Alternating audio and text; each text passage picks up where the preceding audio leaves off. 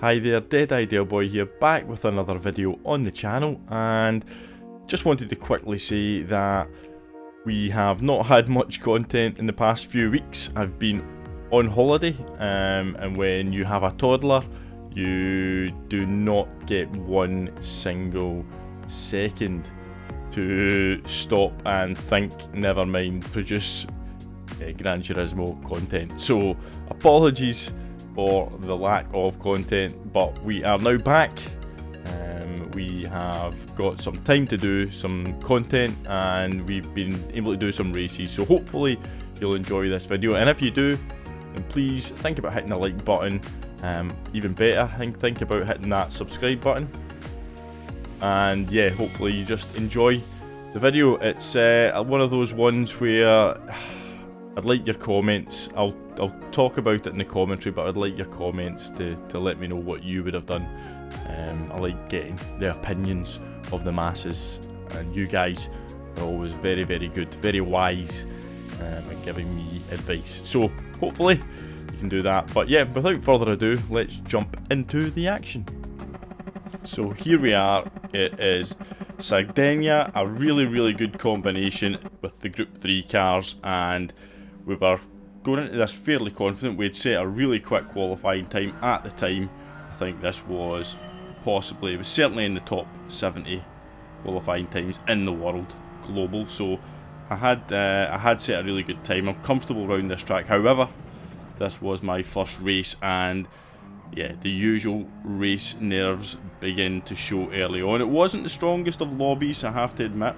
It was quite late on at night when I was doing this race, because that's really when I get a chance to race, when the little one is safely tucked up in bed and we can get the PlayStation 5 fired up. However, there were some A+ drivers. There was 4 or 5 A+ drivers at the front of the grid, so I did have competition in terms of drivers who were more than capable of winning this race, so we had to really keep focused, keep concentrating, and it also did add to the nerves because yeah, setting a pole time and leading out from the front is not my strong point, as we've all found out over the time that I've had this channel.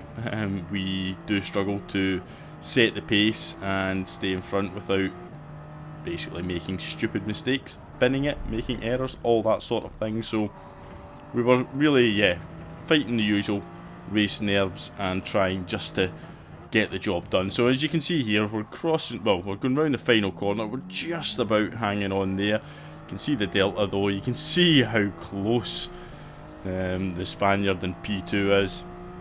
He's basically stuck to my bumper at this point, and we are going to come across the line. We've managed to get a little bit of a gap there, a couple of tenths, because of the dirty air going round that fast sweeping right hander. That gives a little bit of respite. So now we're going to be just keeping an eye out, see if he's going to make any big moves, but he's just going to close up on us. And this was the thing, the delta, you will notice, the time between myself and the Spaniard behind, there's nothing in it. I don't think he was out of my radar for the full race, and yeah, it's very, very much a pressure test when you've got somebody on your back bumper as close as this for a prolonged period of time. So I was quite glad this was only a 4-lap race. But you're going to see here, he's got another good run on us. He's right behind us. The kind of saving grace I had at times here were it was the fact that it's a difficult track to overtake on. There are a couple of good overtaking sections, but you can defend here. So we're going to try and, well, kinda got to the apex there. I could have probably sent a postcard to the apex though, by the amount we missed it. However, we are still ahead. That's the main goal here, to remain ahead of the Spaniard. And we're going to come up here. Is he going to be close enough to make the move? He's going to think about it. No, he kind of just closes up on us. We get a little bit of a kind of wide exit there, and he's going to try, he's got his nose on the outside of us, but he's going to surely have to back out, and he does, because there's no way of giving anybody space there, or enough space. It's just not too wide. So if you've got the inside there, the car on the outside always inevitably has to back out, or it'll be certain death. So 2 laps completed, we are still in the lead. That's the main thing here. Forget about lap times, forget about anything else. We just want to remain in P1 here. It is a straight battle between me and the Spaniard for the win. So we're going to come round here, the left-hander. It's got to be quite neatly done here, shifting down into second, then get a little shift up to third, a bit late on the gear change there, and again that lets the Spaniard close right in us. So less than 2/10 in it now, although we do go purple through that first sector. So quick by my standards for this race so far, in the first sector there, and it's opened up a couple of tenths. And by this point I was looking at the delta and thinking a couple of tenths was actually a bit of breathing space because of how close he was. So we actually get a little bit closer to the apex on that occasion, and it does open up, you know, briefly went up to 4/10 there, which is massive now, and he was almost out of the radar. We're still going purple, so we're still getting faster as we take the sweeping left-hander there, 4th gear, and we just hold on there, running along the curb. As we come up to the final corner, we've got to try and nail this apex, try and get a really good exit, and we get a reasonable exit, to be fair. And you can see that we've now got a whole 4/10 to play with as we come through the sweeping right-hander here. Not as much pressure on us as the last time, but this run down to turn 1 is going to be critical here. It's quite far back, or it feels like it's quite far back, as we briefly set the fastest lap in the race, although it is quickly taken from us. But turn 1's going to be absolutely crucial here. He's right on us, and we're going to just about get it done. Holding on there, running a little bit wide, but that's good. You can't get past us if we're just clipping those curbs left and right. And we're going to come up to this left-hand turn. Now this is another passing opportunity, but he's just going to hang back. He's perhaps thinking there's going to be a better opportunity later in the race. So we actually make quite a nice effort there. Keep it quite tidy. But he's, by this point, he's locked in on us. It's like, yeah, he's basically as if he's got a missile, and it's locked on, and he's just getting ready to hit the trigger to launch. And that's what I'm worried about now, because you can see here there's basically nothing in it. Less than 2/10, almost less than a tenth now. There is less than a tenth now. This isn't good. So he's going to go on the outside now. Too wide round here is difficult now. We're going to have to just about get round. We give him the space though. You can see that from the radar, and just enough space as he tucks back in though. Thinks, you know, sensibly from his point of view. But this is going to be critical now, coming round this left-hander. We need to get a good exit here, but he gets a really good exit. He's basically stuck to my bumper. It feels like I'm towing him round the corner at this point. We're going to have to go narrow. He's going to go for the move around the outside. We just have to give him enough space, and he manages to get the job done round the outside there. So fair play to him though, although at the time I just felt like, well, maybe I was a bit too nice. Maybe I could have squeezed him a little bit more, maybe not given him just as much room as that. Maybe I gave him a little bit too much room, and you know, he was able to get the grip down and accelerate hard. But that was actually quite, I'm not going to lie, I was actually really disappointed after that race, because I'd led all the way up to it, and I felt as if I buckled under the pressure, and I felt as if he thinks I buckled under the pressure as well. So what I did, instead of going away and licking my wounds and retreating into my shell, never to be seen again, we get straight back into the next race in the hope that our friend the Spaniard would be there, and we were going to try and settle the scores, try and even it up, and we have him directly behind us again. Now, I don't know about you, if you play any other sort of sports, if you're as competitive as me, then you just don't like being beaten, and it felt like it was a 1v1 and I lost right at the end. So I really felt that in order to sleep easily, to sleep peacefully that night, I would have to try and settle the scores here. Now, it's going to be difficult, we know that. He's a very, very quick driver, and he clearly doesn't suffer from nerves, because he was able to remain on my bumper for the entirety of the last race, and that to me sent out a signal. That was me, you know, that was the gauntlet had been laid down. I was going to have to try and prove that I had more about me than just succumbing to a last corner defeat after a race like that. So here we are, lap 1. Again, nothing major happening in lap 1, just keeping it nice and tidy. He's keeping it nice and tidy.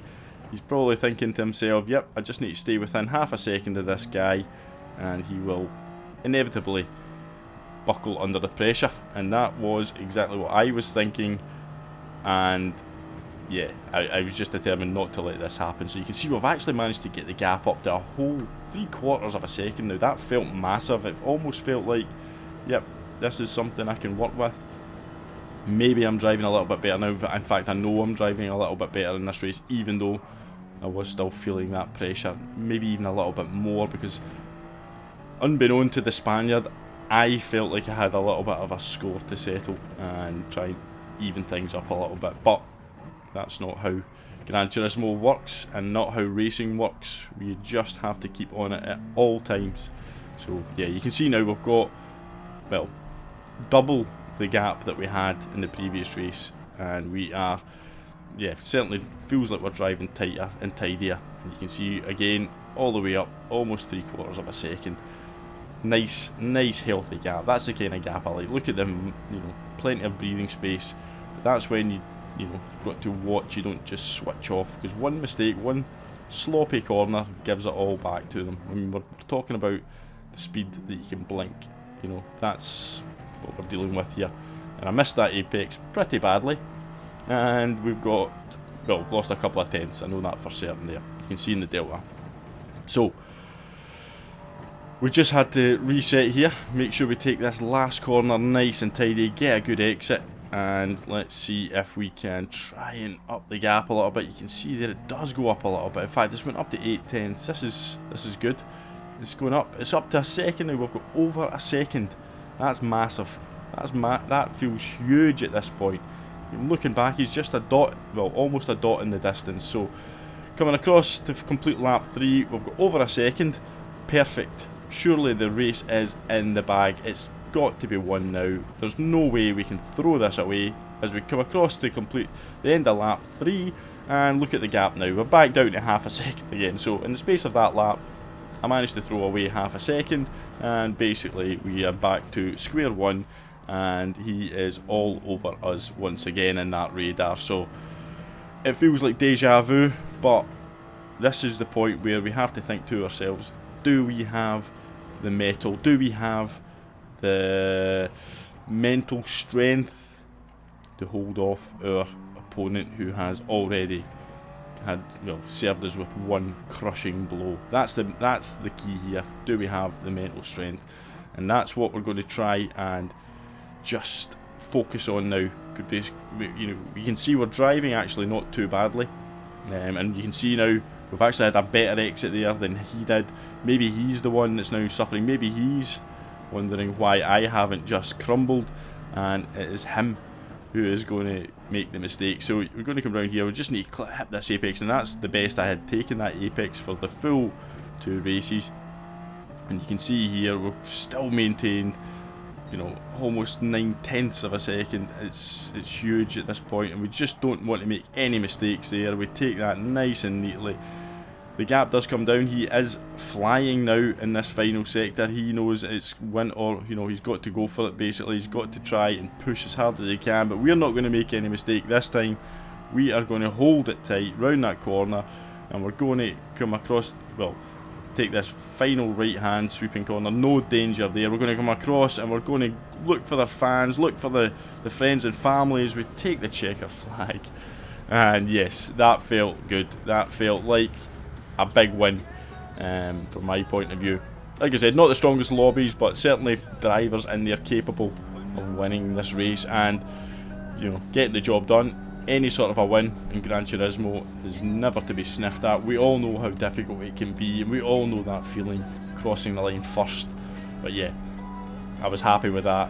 I went to bed sleeping peacefully that night, and yeah, just wanted to say again, quick thanks to everybody who's watched the video. If you like the content, if you like the videos that we produce, then hit that like button. Even better, hit that subscribe button. Let's see if we can push for 4,500, 5,000 subscribers. You know, amazing if we could do anything like that. But yeah, once again, thank you very much, and I will see you all on the next one. Goodbye.